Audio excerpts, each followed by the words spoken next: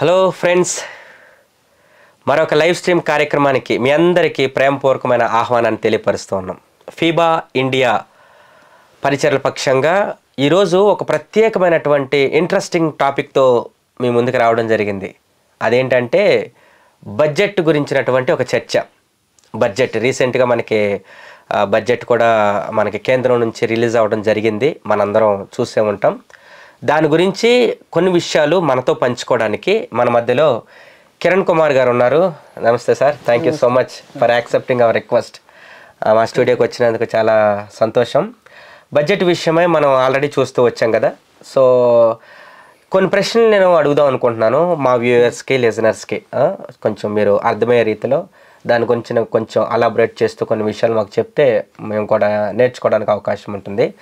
రీసెంట్గా 2025 బడ్జెట్లో మనకి అత్యంత ప్రాముఖ్యమైనటువంటి ప్రకటనలు ఏంటి, అవి మన ఇండియన్ ఎకానమీని ఎలా ప్రభావితం చూపిస్తాయని మీరు అనుకుంటున్నారు? మీ మాటల్లో చెప్పండి. అంటే ఈ బడ్జెట్లో హైలైట్ వచ్చి ఒక 4-5 పాయింట్స్ ఉంది. దాంట్లో ఫస్ట్ వచ్చి ఏమంటే ఈ 12 lakhs అంటే 12 lakhs అది మైక్రో అయిపోయింది. ఇన్కమ్ ట్యాక్స్ దీంట్లో మేము చూస్తే గిన ఇది రేట్స్ అంతా తగ్గించారు, స్లాబ్స్ అంతా తగ్గించారు, ఇది ఎక్కువ చేసి రేట్స్ కొంచెం ఇదయింది.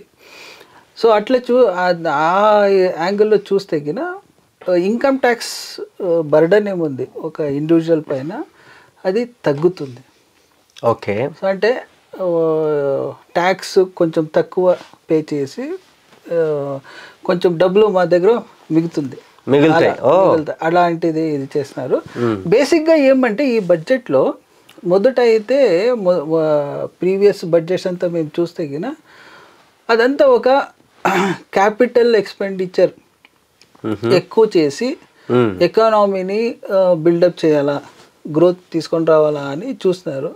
బట్ ఈ బడ్జెట్లో క్యాపిటల్ ఎక్స్పెండిచర్ని తగ్గించి కన్జంప్షన్ ఎక్కువ కావాలా, అంటే కన్జంప్షన్ అంటే ఒక మనిషికి పర్చేసింగ్ పవర్ ఇవ్వాలా అని ఆ ఒక యాంగిల్లో ఈ బడ్జెట్ కొంచెము ఇది చేస్తున్నారు. ఆ పాయింట్ మీదనే ఈ ఇన్కమ్ ట్యాక్స్ ఇదంతా కొంచెం తగ్గించి జనాల్లో కొంచెం డబ్బులు మిగలాలి, వాళ్ళు వాళ్ళు ఇన్వెస్ట్మెంట్ అయినా చేయాలి, లేదంటే కొంచెము ఎక్కువ స్పెండ్ చేయాలి అని వాళ్ళు అది చూస్తున్నారు. మళ్ళీ ఇంకొకటి ఏమంటే ఫిజికల్ డెఫిసిట్.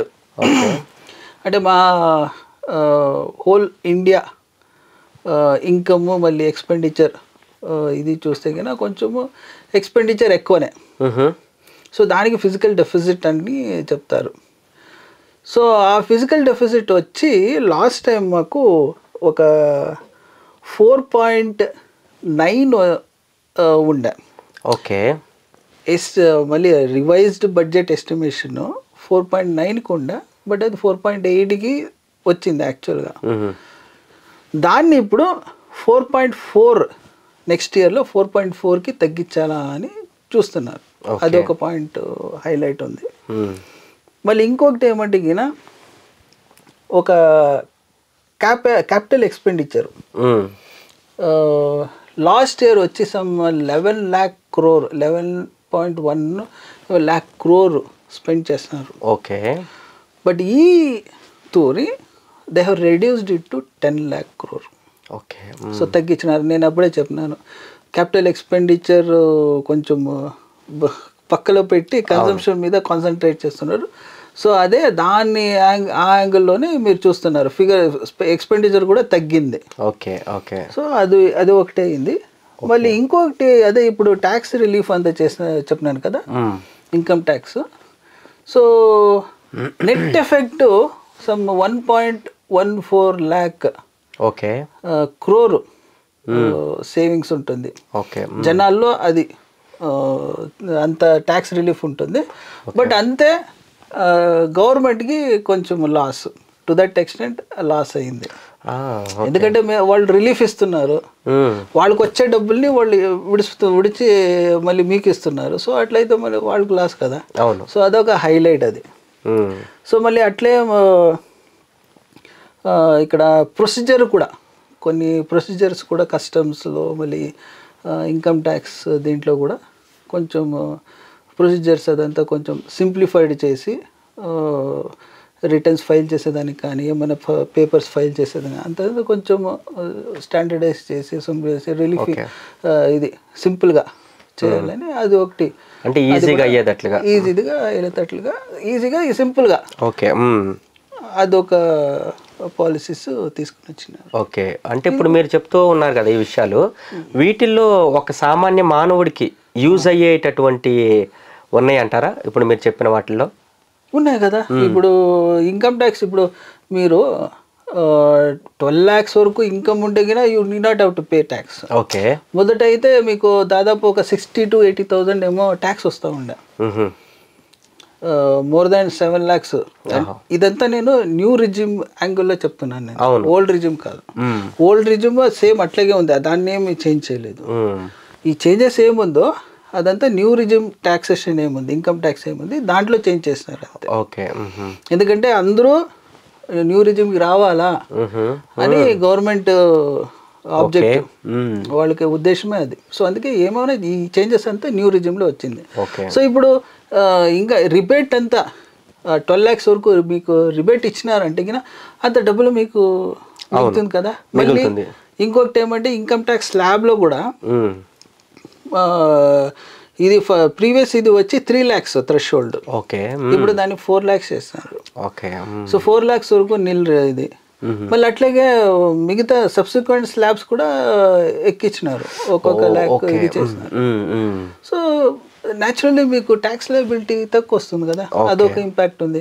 మళ్ళీ ఇంకొకటి మీరు కొంచెం డీప్గా పోతే కినా క్యాన్సర్ మెడిసిన్స్ దాదాపు ఒక 30-35 మెడిసిన్స్ ఇది, దాని మీద కస్టమ్స్ డ్యూటీ అంతా 0 చేస్తున్నారు, ఎగ్జామ్ చేస్తున్నారు. ఓకే, సో అలాంటిది కొన్ని ఇది చేస్తున్నారు.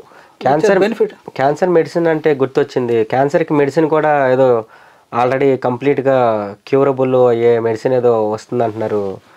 అది ఇంకా రావాలి. ఓకే, మోస్ట్లీ డెవలపింగ్ స్టేజ్లో ఉండొచ్చు. థ్యాంక్ యూ కిరణ్ గారు. మరొక విషయం ఏంటంటే ఇప్పుడు ప్రస్తుతం మన ఇండియన్ ఎకానమీ ఎదుర్కొంటున్నటువంటి ఇన్ఫ్లేషన్ కానీ లైక్ ద్రవ్యోల్బణం, అన్ఎంప్లాయ్మెంట్, నిరుద్యోగం, ప్రపంచ ఆర్థిక ప్రకంపనలు ఈ బడ్జెట్ ఎలా పరిష్కరిస్తుంది అనేది మీ మాటల్లో చెప్పండి మన వ్యూవర్స్కి.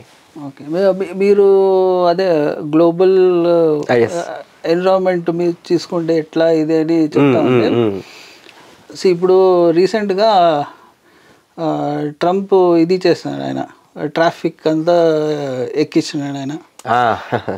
న్యాచురల్లీ మేము ఏమైనా అక్కడి నుంచి USA నుంచి మేము ఏమైనా తీసుకుంటే కినా it will be more now. అవును, మళ్ళీ స్టీల్ అదంతా కొన్ని కాంపోనెంట్స్ మీద కూడా ఆయన యూనిలేటరల్గా అంటే యూనిలేటర్ మళ్ళీ యూనిఫామ్గా ఆయన 25% ఏమో వేసేస్తున్నారు ఆయన. ఓకే, సో మేము ఎక్స్పోర్ట్ చేస్తే కూడా అది మార్కెట్లో అంత ఇది కాస్ట్లీ అయిపోతుంది. సో అలాంటిది అంతా ఉంది. ప్లస్ ఆల్రెడీ ఉండేది ప్రాబ్లం ఏమంటే ఇన్ఫ్లేషన్, అన్ఎంప్లాయ్మెంట్ అంతా ఉంది. న్యాచురలీ సింపుల్గా ఒక దీంట్లో చెప్పాలంటే కినా గవర్నమెంట్ వచ్చి 4 priorities తీసుకునింది ఈ బడ్జెట్లో. 4 priorities వచ్చి it is something like 4 wheels ఉండేటట్లు, 4 wheels లాగా ఒక బండి ఎట్లా నడుపుతుందో అట్లా దే ఆర్ ఎక్స్పెక్టింగ్ దట్ ఏమంటే ఈ ఏరియాస్లో మేము కాన్సన్ట్రేట్ చేసి పని చేస్తే కినా ఎకానమీ పోతుంది, అంటే స్మూత్గా ముందుకు వెళ్తుంది, ఇంప్రూవ్ అవుతుంది అని. ఓకే, ఆ 4 wheels ఏమంటే కినా 4 priorities ఏమంటే ఒకటి agriculture. Okay, agriculture basically India is an agriculture ఇది కంట్రీ. జై జవాన్ జై కిసాన్ అన్నట్టు హిస్టరీ చూస్తే అంతా ఏమి గ్రీన్ రెవల్యూషన్, వైట్ రెవల్యూషన్ ఇట్లాగే చేసుకొని వచ్చినాం. ఎగ్జాక్ట్లీ. సో అగ్రికల్చర్ అదొక ప్రయారిటీ. నెక్స్ట్ వచ్చి micro scale industry, small scale industry, medium scale industry. అంటే మేము అదే SMESM చెప్తాం కదా, అది ఆ సెక్టర్ని కొంచెం ప్యాంపరింగ్ చేస్తున్నారు. అంటే వాళ్ళకి కొంచెం గ్యారంటీ అంత ఇది ఇచ్చేది సెంట్రల్ త్రూ బ్యాంక్. మళ్ళీ ఎంప్లాయ్మెంట్ స్కీమ్ అది ఇది ఉంది, లాస్ట్ బడ్జెట్లో ఇంట్రొడ్యూస్ చేస్తున్నారు. సో అలాగా ఆ సెక్టర్ని కొంచెం ప్యాంపరింగ్ చేసేమట్లుగా అది కొంచెం పాలసీస్ అంతా చేస్తున్నారు. ఓకే. నెక్స్ట్ వచ్చి ఇన్వెస్ట్మెంట్. ఇన్వెస్ట్మెంట్ అంటే ఇక్కడ ఇన్వెస్ట్మెంట్ ఓన్లీ ఆన్ ఇన్ఫ్రాస్ట్రక్చరో లేదా కొన్ని ఏమో ఇండస్ట్రీస్ అట్లా కాదు. Investment on people also. Okay, difference ఉంది. అవును. మెటీరియల్ మీద ఇన్వెస్ట్మెంట్ ఒకటే కాదు, జనాల పైన. అంటే ఒక ఇండియా అంటే ఏమేమి మనుషులు ఉంది. సో వాళ్ళ మీద కూడా ఇన్వెస్ట్మెంట్, అది కూడా ఆ భాగం, అది ఇన్వెస్ట్మెంట్ ప్రయారిటీలో భాగం. అంటే ఎలాగా? ఫర్ ఎగ్జాంపుల్ మనిషి మీద అంటే గిన్న ఒక మనిషిని there is 2 things. One is quantity and quality. Okay. క్వాంటిటీలో ఆల్రెడీ ఇండియా ఇట్స్ నంబర్ 1. అవును. So they want to make it quality 1. Okay. అంటే ఓన్లీ మంచిగా ఎడ్యుకేషన్కి హెల్ప్ అయ్యేలాగా, అంటే సైంటిఫిక్ టెంపర్మెంట్ ఉండాలా ఒక పిల్లోడికి, స్టూడెంట్కి సైంటిఫిక్ టెంపర్మెంట్ ఉండాలా, బాగా చదువుకోవాలా. ఇప్పుడు ఏఐ ఎంత ఉంది, అవును. సో దానికి కొంచెం ఎక్స్పోజ్ కావాలా. సో ఇలాంటి దీని ఏముంది, అది పర్టికులర్గా రూరల్ ఏరియాస్లో అది ఆ ఎక్స్పోజర్ రావాలా పిల్లలకి. ఎక్స్పోజర్ మీరు చూస్తారు, అది సిటీ పిల్లలంటే దే హ్యావ్ ఎక్స్పోజ్ ఉంది, వాళ్ళంతా దీనికి ఎక్స్పోజ్ అవుతారు, సైంటిఫిక్ ఇది కానీ ఏదైనా కానీ వాళ్ళు ఇది. బట్ రూరల్ అంటే ఆ ఛాన్సెస్ కొంచెం తక్కువ. సో వాళ్ళకి ఏ అని ఉపయోగించి కొంచెం వాడికి అంత కొంచెం ఫెసిలిటీస్ అంతా ఇచ్చి చేయాలా అని. So that is what they say investment on people అని. సో అది ఉంది. దెన్ అఫ్ కోర్స్ ఇన్ఫ్రాస్ట్రక్చర్ అదంతా ఉంది. నేను ఇప్పుడే చెప్పినాను 10 lakh crore they are investing. Then next comes export. ఇప్పుడు మేము క్యాడ్ అంటే కరెంట్ అకౌంట్ డెపాజిట్ అని ఇది ఉంది. అంటే అది ఏమంటే మన ఎక్స్పోర్ట్కి ఇంపోర్ట్కి. ఓకే. అంటే ఎక్స్పోర్ట్ అంటే మీరు ఇన్కమ్ అని చెప్పొచ్చు. ఓకే. ఇంపోర్ట్ అంటే ఎక్స్పెన్సెస్ అని చెప్పొచ్చు. సో ఇప్పుడు ఇంపోర్ట్ ఎక్కువైపోయి ఎక్స్పోర్ట్ తగ్గిందంటే కింద అక్కడ డెఫిజిట్ వస్తుంది. ఓకే. అవును కదా. సో ఆ డెఫిజిట్ అంటే ఇక్కడ ఇంకొకటి ఏం మేము అండర్స్టాండ్ చేసుకోవాలంటే, ఇక్కడ ఎక్స్పోర్ట్ అంటే కింద కొన్ని మెటీరియల్స్ ఒకటే కాదు, ఆ స్కోప్ ఆఫ్ ఐటమ్స్ ఏముంది. లేమ్యాన్గా చెప్పాలంటే ఐటమ్స్ ఏముంది అంటే, ఇప్పుడు even toys also you can export, diamonds you can export. అట్లే they are putting more things in the basket. అంటే ఎక్స్పోర్ట్ ఇది ఒకటే తీసుకొని మేము ఎక్స్పోర్ట్ చేసి ఇంప్రూవ్ చేసుకోవాలా అని కాదు. ఇది ఒకే ఐటమ్ తీసుకొని ఇంకా చేయండి, ఇంకా ఏముందో అదంతా చేయండి, ఎక్స్పోర్ట్ చేయండి అని. సో అలాంటి దీనికి ఫుట్వేర్ కానీ వేరే ఇది ఎలక్ట్రానిక్స్ ఐటమ్స్ కానీ ఏదంతా they want to include and they want to encourage export ఇది. సో దానికోసం కూడా మళ్ళీ ఇంపోర్ట్ని కొంచెము ఇది చేస్తున్నారు, ప్రొసీజర్ అంతా సింప్లిఫై చేసి. సో అదంతా వచ్చి ఆ ఎక్స్పోర్ట్ ప్రయారిటీలో వస్తుంది. రైట్. ఓకే. సో ఈ 4 ప్రయారిటీ తీసుకొని they want to improve the economy. Very good. మరి వాట్ అబౌట్ అన్ఎంప్లాయ్మెంట్? దీంట్లోనే ఇంకా మనకి దాదాపు అదే ఇప్పుడు ఫర్ ఎగ్జాంపుల్ నేను అగ్రికల్చర్ తీసుకోండి. ఇప్పుడు అగ్రికల్చర్ అంతా వదిలేసి యూత్స్ పర్టికులర్గా వాళ్ళంతా సిటీకి వస్తున్నారు. సిటీకి వచ్చి కూడా ఏమి అక్కడ ఒక 10,000 20,000 అంటే ఒక చిన్న ఉద్యోగం చేసుకొని అక్కడ ఉంటారు వాళ్ళు. అవును.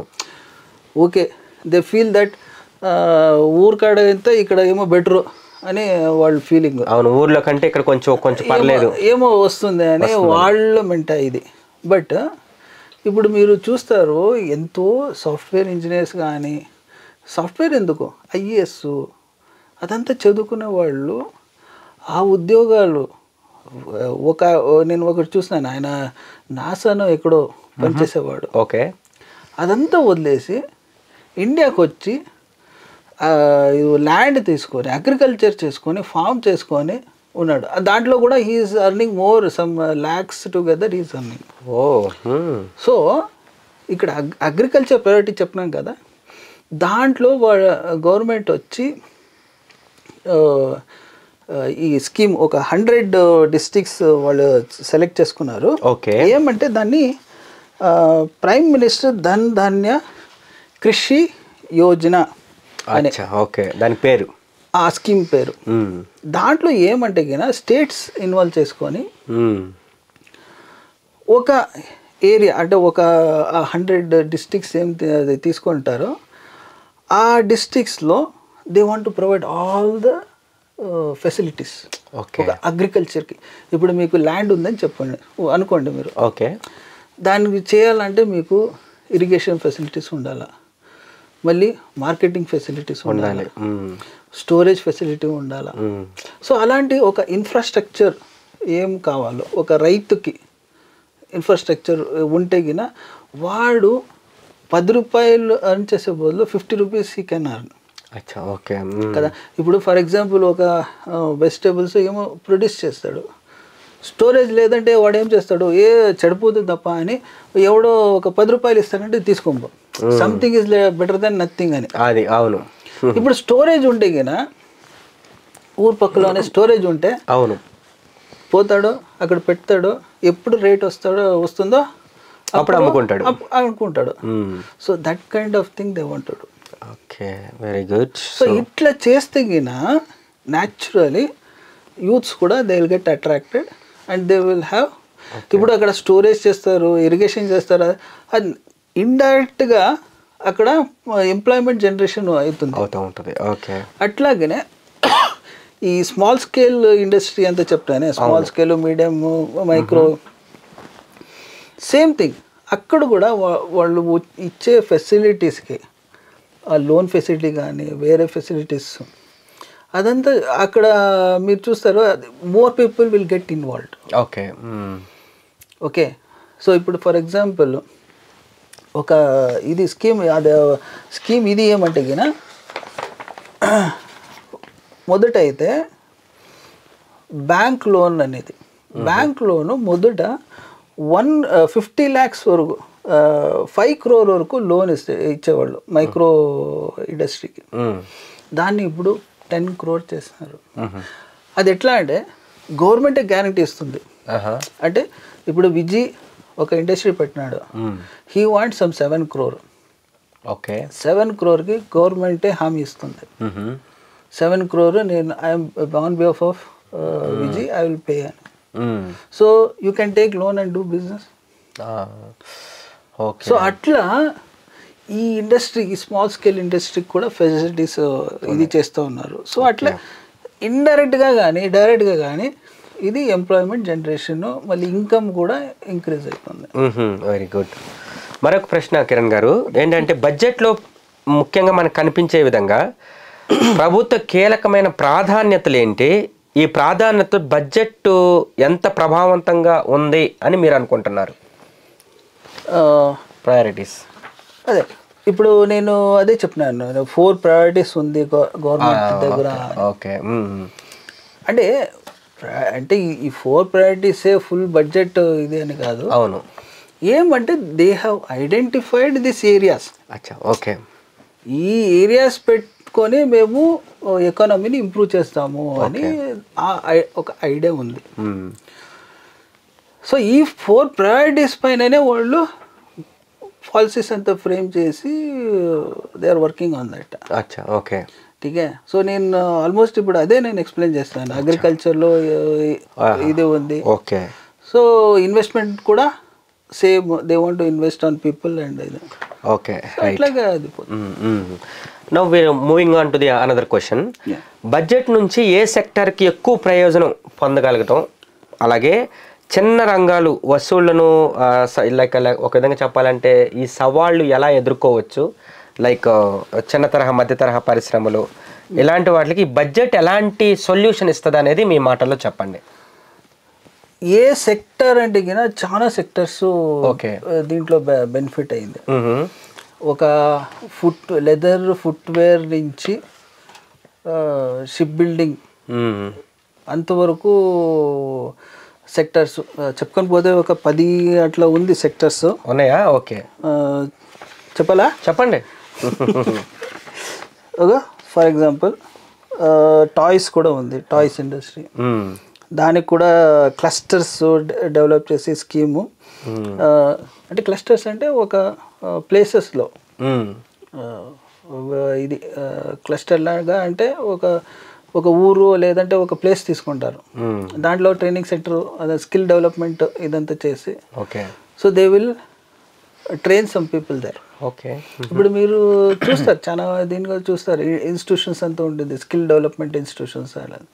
సో అట్లాగనే ఈ టాయ్స్ ఇది చేసుకొని అది చేస్తారు. మళ్ళీ క్లీన్ టెక్ కానీ ఆ సెక్టర్ క్లీన్ టెక్ అంటే కినా ఇప్పుడు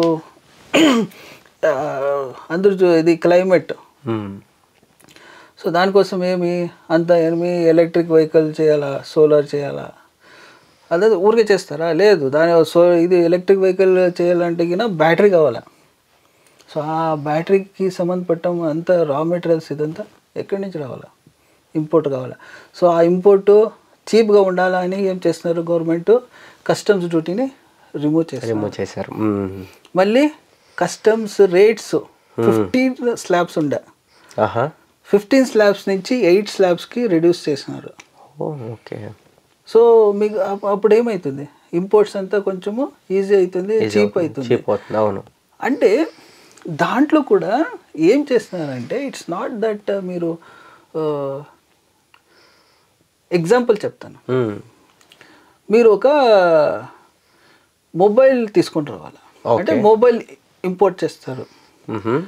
మీరు మొబైల్ ఇంపోర్ట్ చేస్తే దానిపైన ఎక్కువ కస్టమ్స్ డ్యూటీ ఉంటుంది, because mobile is a finished product. Okay, so మీరు మొబైల్ అక్కడి నుంచి తెచ్చి ఇండియాలో సేల్ చేస్తే what is the use? Make in India, made in India. అవును వచ్చింది. ఆ కాన్సెప్ట్కి ఇట్స్ అగెయిన్స్ట్ అది. ఓకే, ఏమంటే వాట్ ఎవర్ ద పాలసీస్ ఏం చేస్తున్నారు దట్ ఈస్ ఏమంటే ఐడియా ఏమంటే మ్యానుఫ్యాక్చరింగ్ హబ్స్ వచ్చి ఇండియాలో ఉండాలి.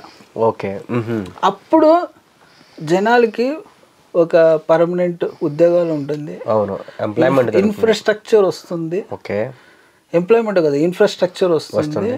మళ్ళీ మేం తయారు చేసే మెటీరియల్ కదా, so we will have that hold. అంటే మేము ప్రైజింగ్ చెప్తాము.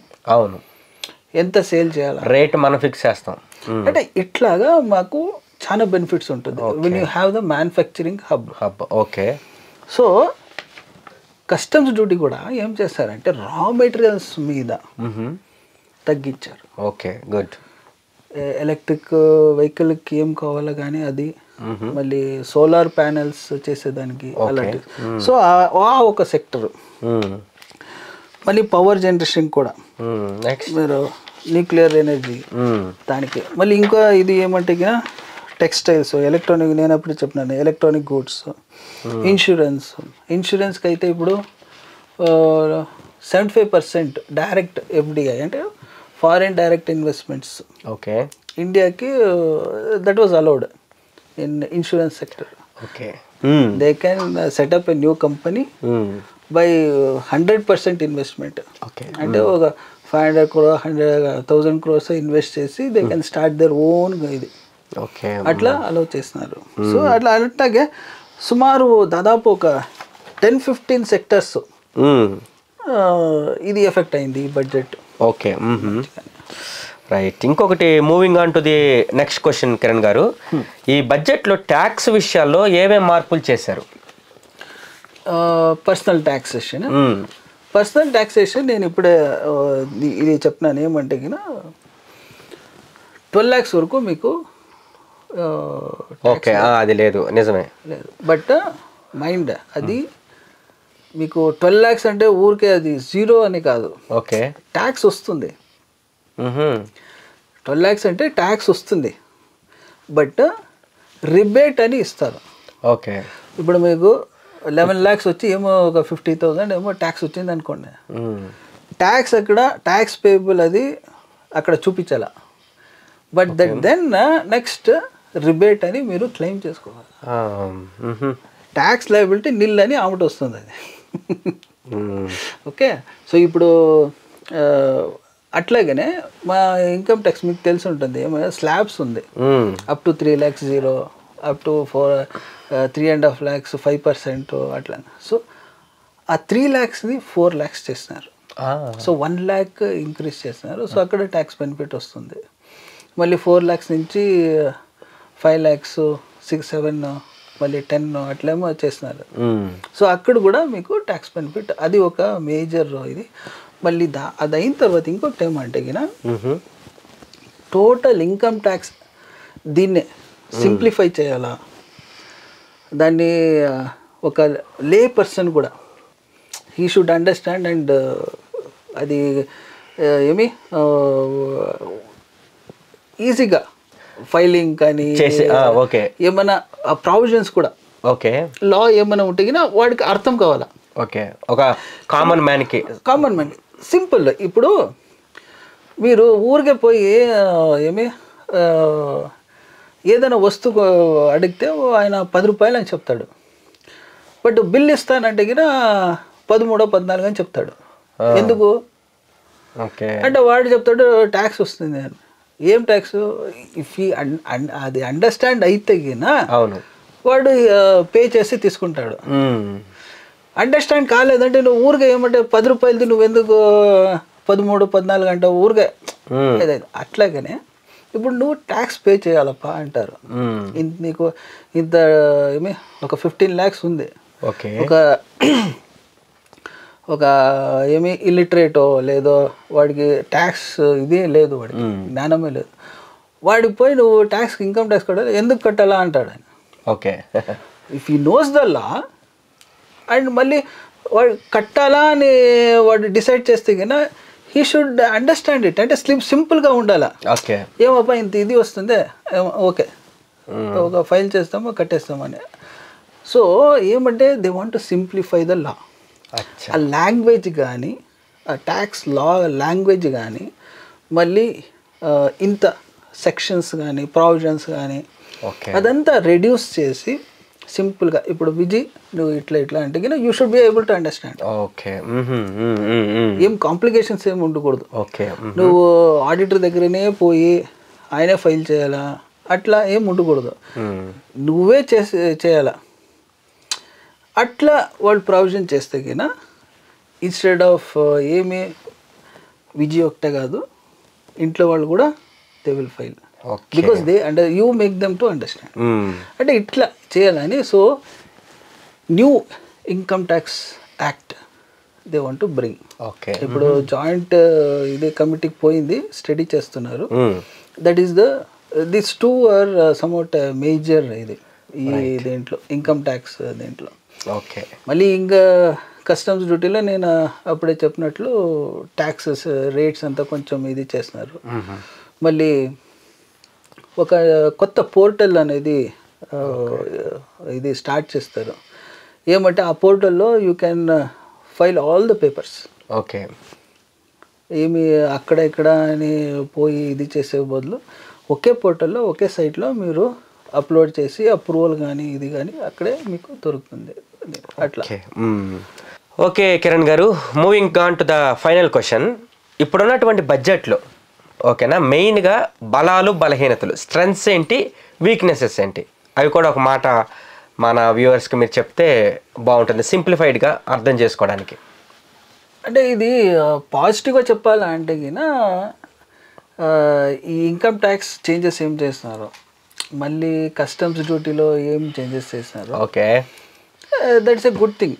ఏమంటే కొంచెము మెటీరియల్స్ చీప్ అవుతుంది, మళ్ళీ ఇన్కమ్ ట్యాక్స్ దీంట్లో అయితే కొంచెం డబ్బులు ఉంటుంది. That's in one way it is good, ఏమని కాదు. మళ్ళీ ఎఫ్డిఏ 75% నుంచి 100% చేస్తున్నారు.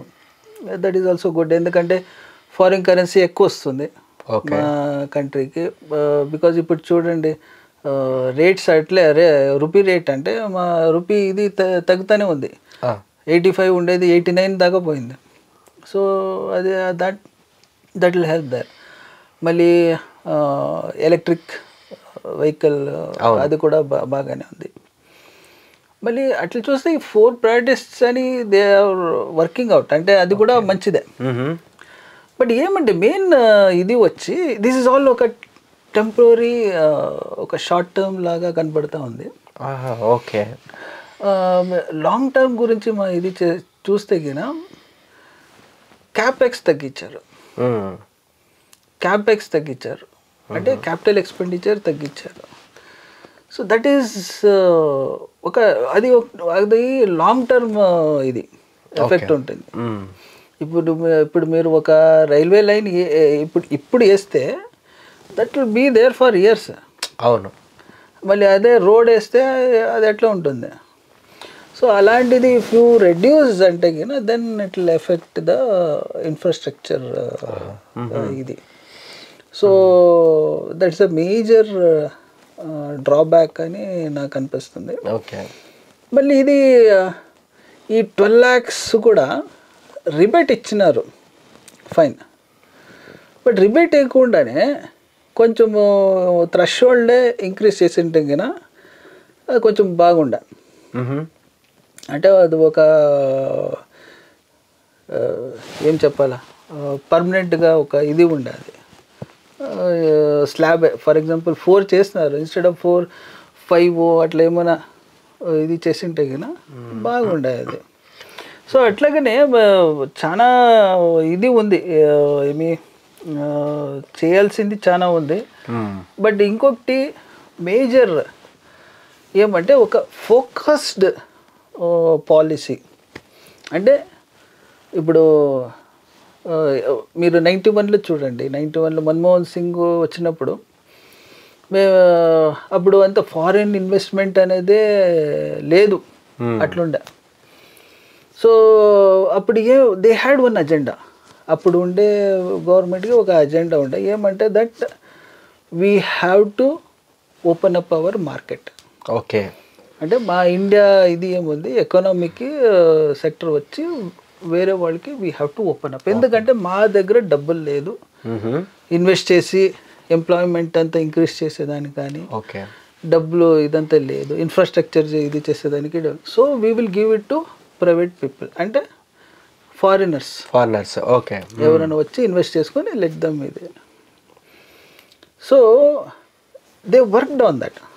మన్మోహన్ సింగ్ ఆ అజెండా పెట్టుకొని పాలసీస్ అంతా చేంజ్ చేసి బయట నుంచి ఎవరైనా ఇన్వెస్ట్ చేయాలంటే వాళ్ళకి he made the policy like that. But during this time ఏమాట కామంటే చాలా అద్భుతంగా ఉండేది అని అంటూ ఉండేవాళ్ళు కొన్ని. అంటే అదే హీ హ్యాడ్ ఫోకస్ ఇది. అంటే ఒక ఇప్పుడు ఎకానమీలో macro economy, micro economy, urban economy, rural economy. So ఆ ఇది సెక్టార్కి ఏమి కావాలా అది చేసుకొని పోతా ఉంటాం. ఓకే. ఇక్కడ చూస్తే so there is change in the ఇది షిఫ్టింగ్ ఉంది.